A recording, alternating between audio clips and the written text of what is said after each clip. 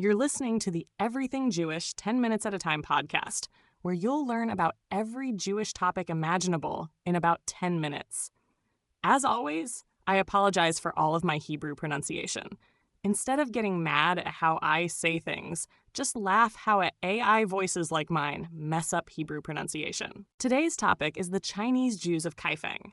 Yes, you heard that right. Jews in China. If your brain just short-circuited imagining bagels with sesame chicken or matzo balls with soy sauce, stick with me.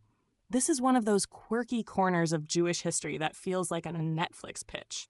Lost Tribe meets Ancient China, the series. But it's real. Centuries ago, Jewish traders wandered along the Silk Road and settled in Kaifeng, a city that was basically the Beijing before Beijing was cool. Picture it. Caravans loaded with spices, silk, and maybe a few dreidels, rolling up to a Chinese city that already had thousands of years of history. And somehow, a Jewish community grew roots there, lived for hundreds of years, and left a fascinating cultural mashup story.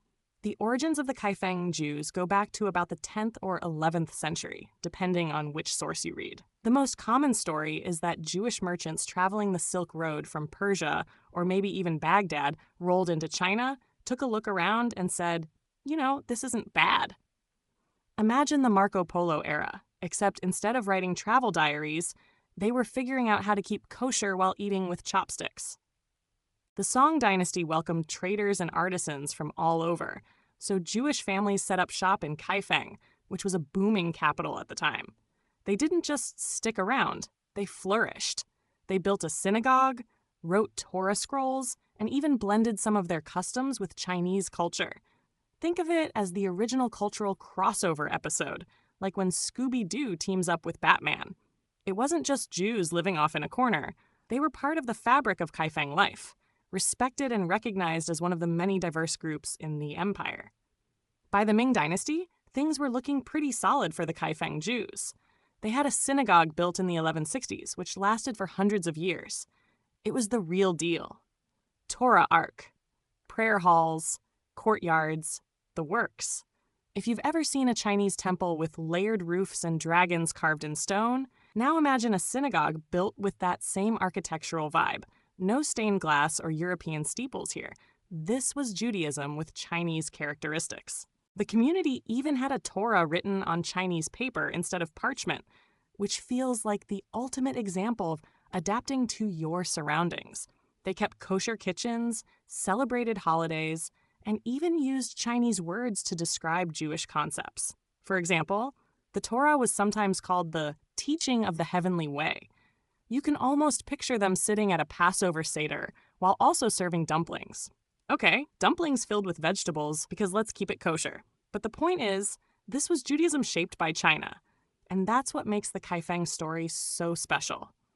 Life wasn't always easy for them, though. Over time, the Kaifeng Jewish community faced challenges that every minority group knows too well: assimilation, pressure to fit in, and the slow fading of traditions. By the Qing dynasty, their numbers had started to shrink, and their synagogue fell into disrepair. Floods from the Yellow River damaged it several times, and by the 1800s, the building was gone. Without a central synagogue, it became harder to keep the rituals alive. Imagine trying to run a football team without a stadium. It just doesn't work as well. Families intermarried with local Chinese families, and over generations, some Jewish practices were lost. Still, descendants kept little nuggets of tradition alive, like not eating pork, preserving Hebrew words, or passing down stories about their ancestors who had followed the teachings of Moses. Even if the community couldn't maintain everything, they carried pieces of identity through centuries, which is pretty remarkable considering they were surrounded by a totally different culture and religion. One of the most fascinating parts about the Kaifeng Jews is how they balanced being Jewish while blending into Chinese society.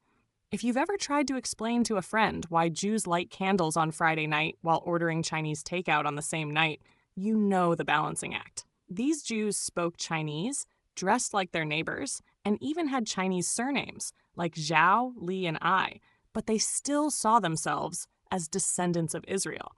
In fact, when Jesuit missionaries showed up in the 1600s and asked about their religion, Kaifeng Jews proudly explained their connection to Abraham and Moses. The missionaries were like, "Wait, you're Jewish and Chinese?" And the Kaifeng Jews basically shrugged and said, "Yeah, what's the big deal?" That's the beauty of it.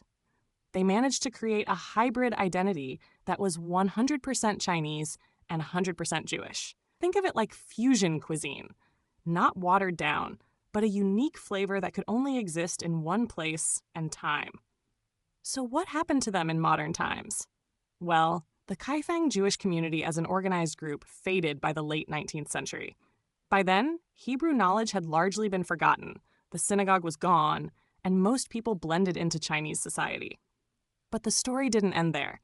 Descendants still lived in Kaifeng, and in the 20th century, Jewish travelers and historians rediscovered them. Imagine Indiana Jones, but instead of finding a lost ark, he's uncovering an old Torah scroll written on rice paper. Some Kaifeng descendants even reconnected with global Jewish communities, learning Hebrew again, and practicing rituals that had gone quiet for generations. In the last few decades, there have been efforts to revive their heritage, with some descendants making Aliyah to Israel. It hasn't been simple. Though, Chinese authorities sometimes view religious revival with suspicion, and the Kaifeng Jews walk a delicate line between celebrating their identity and staying under the radar. It's like trying to stream your favorite show on bad Wi-Fi. Possible, but not smooth. Now let's zoom out for a second. Why does the Kaifeng Jewish story matter? Because it blows up the stereotype that Jews only lived in Europe or the Middle East. Judaism has always been global, from Morocco to India to Ethiopia, and Kaifeng adds another colorful chapter. It also shows how Judaism adapts. No synagogue building? You pray at home. No kosher deli? You figure out how to make gefilte fish with local carp. It's proof that Jewish identity isn't fragile. It bends, flexes, and reshapes depending on where Jews land. At the same time, it's a cautionary tale. Without teachers, texts, and a strong community, traditions can fade in just a few generations. The Kaifeng Jews remind us that keeping Judaism alive takes effort. It's like trying to keep your sourdough starter alive. You have to feed it, nurture it, and pay attention, or it just turns into a science experiment gone wrong. Their story is inspiring, but it also makes you appreciate how fragile culture can be. Pop culture has picked up on this story a little bit, because how can you not? It sounds like the plot of an epic drama. Scholars, writers, and even filmmakers have spun tales about the Kaifeng Jews, mixing historical fact with a little bit of creative flair. Imagine a cross between Mulan and Fiddler on the Roof. Okay, that sounds ridiculous, but also, wouldn't you watch it?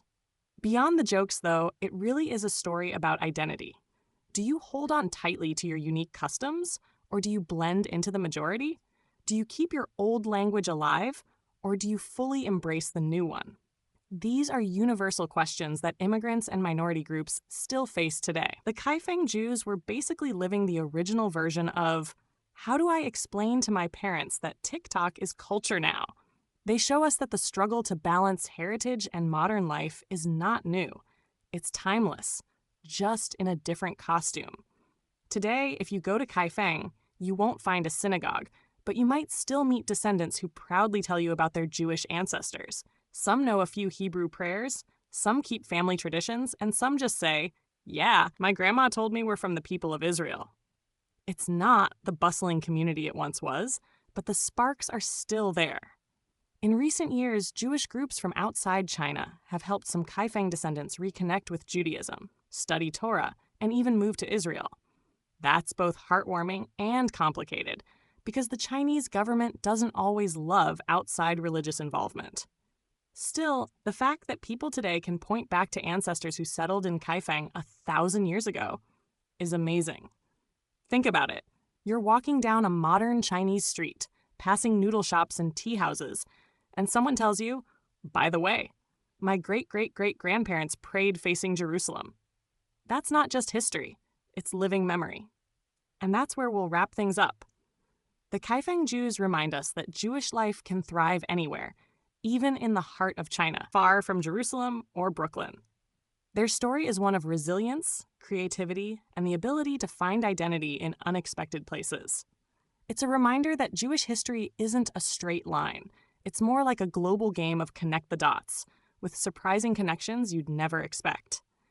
And hey, if nothing else, it proves that wherever Jews go, we'll figure out how to keep Shabbat, how to make it kosher, and maybe even how to blend matzo ball soup with Chinese dumplings. Thank you for listening to the Everything Jewish 10 Minutes at a Time podcast. If you enjoyed learning about the Kaifeng Jews, please share this episode with a friend who loves quirky history, or leave a positive review so others can discover the show. Your support helps keep stories like this alive, and I can't wait to bring you another journey into the wide, wild world of Jewish life.